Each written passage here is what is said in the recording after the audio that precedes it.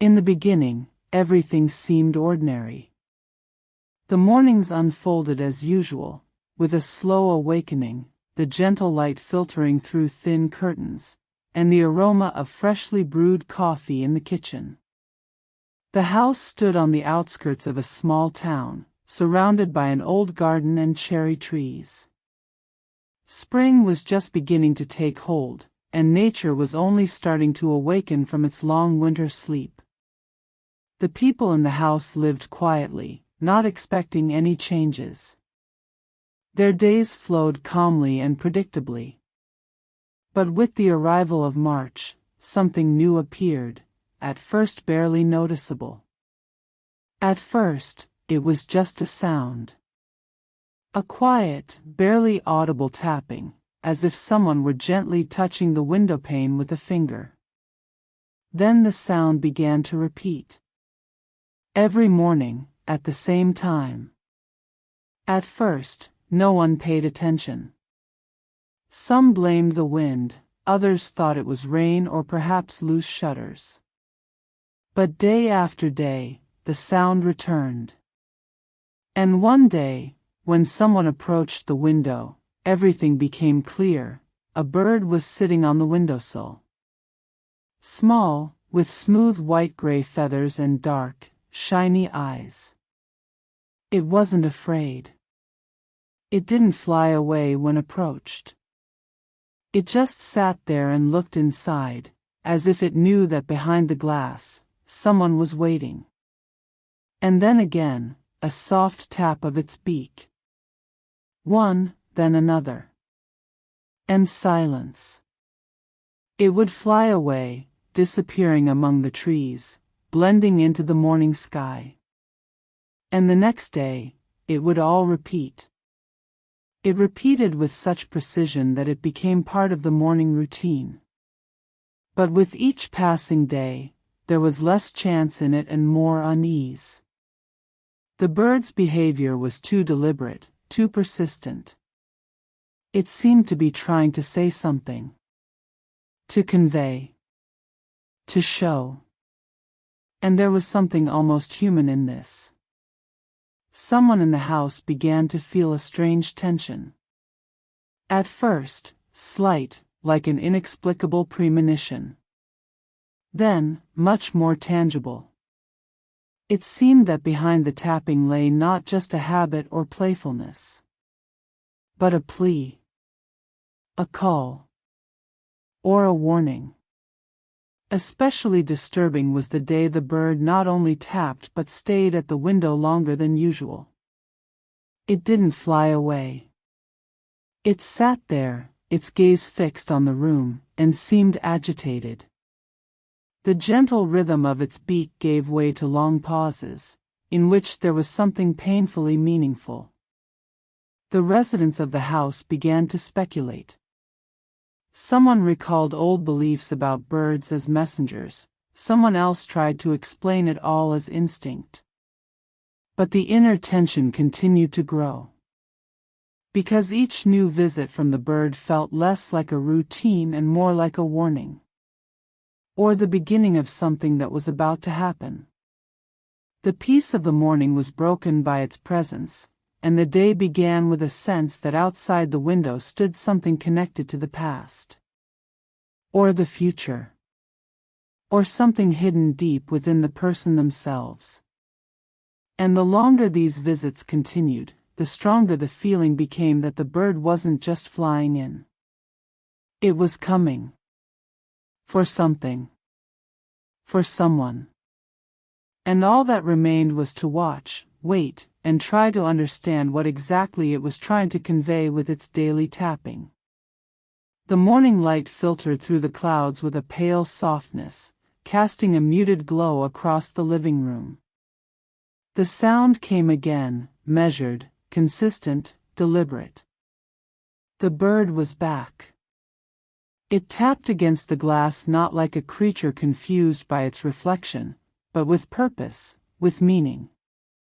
The woman in the house stood still, holding her breath. She hadn't said anything yet to the others, unsure if her thoughts were irrational or just the product of repeated mornings with no answers. But now it was too consistent to ignore. Every day, at precisely the same time, the bird returned. Always to the same window. Always with the same calm gaze. And it never stayed long, just enough to tap, wait, and leave. But today, something was different. It lingered longer, its head tilted not toward its reflection but toward the interior of the house, as if looking not just through glass, but into something beyond. That was the moment when suspicion began to form, not just about the bird, but about what it represented. The woman stepped outside after it flew off and walked to the spot beneath the window. There were small marks in the soil, faint indentations where tiny claws had landed again and again. More than just tracks, they looked like symbols etched by repetition. A path. A habit. A trail of something trying to communicate. She followed the prints as far as they led before they vanished into the soft grass. Her mind raced with possibilities. Perhaps it was nesting nearby. Perhaps it was trained. But deeper than rational thought was a sense of being watched, of being chosen. As she stood in the yard, the silence around her was unusually heavy. The trees seemed still, the wind absent, the world waiting. That evening, she stayed near the window. When the sun dipped low and shadows stretched across the floor, the tapping came again, 2 sharp clicks, then 1 long scrape. She wrote it down without understanding why. In the following days, she began logging the sounds. The rhythm, the intervals, even the weather conditions. Patterns began to form, not in the sounds themselves but in the accompanying feelings. Every visit from the bird brought a growing sense of urgency. Not panic, not danger, something else.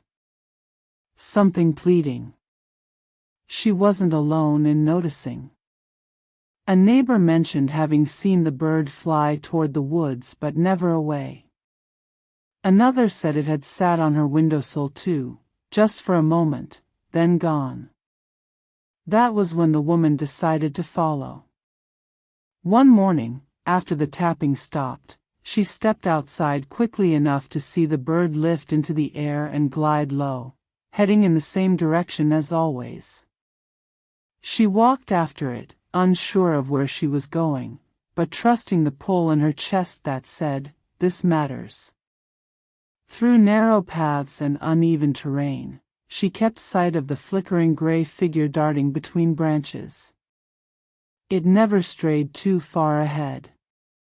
Almost as if it wanted to be followed. After half an hour, she found herself in a part of the forest she hadn't visited in years. The trees grew denser, the light dimmer. The air was cooler here, and the silence even heavier. And then the bird stopped. On a low branch, not far from the ground, it turned toward her and remained motionless. Just watching. She approached slowly, scanning the area. There, in the undergrowth, she saw something, barely visible at first. A fragment of cloth, caught in a tangle of branches. Old, faded, and weather-worn. Her pulse quickened. She brushed the leaves aside. Beneath them, remnants of something once human, maybe a lost hiker, or a camper.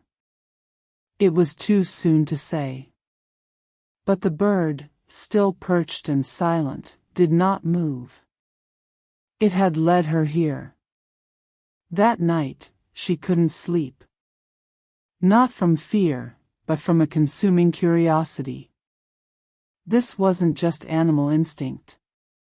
It wasn't randomness. The bird had brought her to something deliberately hidden, something long forgotten. And it kept coming back. The visits were no longer just strange. They were filled with a pressing question. Why her? Why now? What did the bird want her to uncover, and how much more lay hidden in the woods, waiting for someone to listen? The following morning arrived heavy with anticipation. The woman rose earlier than usual, pulled on her boots, and packed a small bag with essentials: water, flashlight, gloves, and a notebook. Her sleep had been restless, haunted not by nightmares but by the persistent image of the bird perched on the low branch, watching her in complete silence. She couldn't shake the feeling that something still lay undiscovered in that quiet part of the forest, something unfinished. The forest greeted her with its usual indifference, the path ahead unchanged to the untrained eye. Yet her steps carried a strange confidence now, a sense of direction driven less by logic and more by instinct. As she crossed the familiar threshold where she had first seen the cloth in the underbrush, she stopped to look around with renewed attention. Morning light filtered through the canopy in golden shafts, cutting through the mist and giving everything a surreal, dreamlike quality. The bird was there again. It fluttered ahead as if waiting, pausing just long enough to ensure she followed before moving on. It was guiding her beyond the spot she'd stopped at before, deeper still into the woods. Fallen branches and uneven terrain slowed her, but she moved with purpose. After nearly 20 minutes, she reached a clearing partially hidden by overgrowth. It looked untouched for years, no trails, no footprints, only the quiet sway of nature reclaiming space. And in the center stood something unexpected, the remains of an old, weathered tent, its fabric torn and stained, flapping gently in the wind. Around it, scattered objects peeked through the grass: a rusted metal pot, a collapsed folding chair, and a worn journal half buried in dirt. She knelt down and gently brushed the soil away from the journal. Its cover was cracked with age, and pages had yellowed, but some writing inside remained legible. The entries told a fragmented story of someone camping alone, observing the wildlife, growing increasingly isolated and uncertain about how to return. The last entry ended abruptly, the ink smudged as if by rain or trembling hands. A chill passed through her as she realized no one had likely read these words in years. As she turned over a log nearby, she found something more disturbing: a human boot, partially decayed, still attached to the remains of a leg. The skeleton was mostly intact, lying in a shallow natural depression, covered with moss and leaves. She stepped back, heart pounding, not from fear but from sorrow. Whoever this person was, they had not made it out. But now, finally, someone had found them. The bird circled once overhead before landing on a low branch once again, watching in solemn silence. The woman reached for her phone, but there was no signal. She marked the spot and began her way back, moving faster now, urgency overtaking wonder. Back at the edge of the forest, she contacted authorities, gave precise directions, and led them back the next day. Search and rescue teams arrived, and so did forensic specialists. The clearing turned into a scene of careful documentation, recovery, and questions. The journal, once treated as a curiosity, became a key piece of evidence. The local news reported the discovery of a previously unknown missing person case. The bird's role was never officially acknowledged, but the woman knew. It had been the bird who had started this. Its visits had not been random. It had remembered something no one else had. It had witnessed a story unfold in silence and carried that memory back to the world of people until someone listened. Days passed, and the bird no longer came to her window. The tapping stopped. The pattern ended. But she found herself listening anyway, hoping for the faint echo of wings. The forest, once a neutral place of walks and casual detours, now held a deeper meaning. It had opened up for her, revealed one of its quiet tragedies, and through her presence and attention, some small part of peace had been restored. What began as mere curiosity had turned into a mission she hadn't known she was meant to complete. The woman now understood that sometimes the world sends messages in the smallest gestures, in taps on glass, in fleeting shadows, in the unwavering stare of an animal who remembers what humans have forgotten. The days following the discovery were quiet, yet inwardly transformative. Life in the village resumed its normal rhythm, children playing outside, markets bustling, and the usual murmur of everyday life returning to the streets. But for the woman who had followed the bird, something fundamental had shifted. She walked with a different awareness now, her senses attuned to patterns, pauses, and subtle signs she might have once ignored. The forest was no longer just a place to escape or admire. It had become a place of memory, of layered silence, and of answers whispered through stillness. She visited the spot again days after the recovery team had left.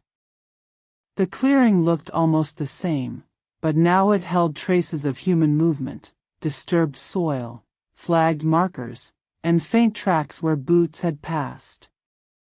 Yet nature was already reclaiming the ground, vines beginning to curl once more, leaves falling to cover the exposed past.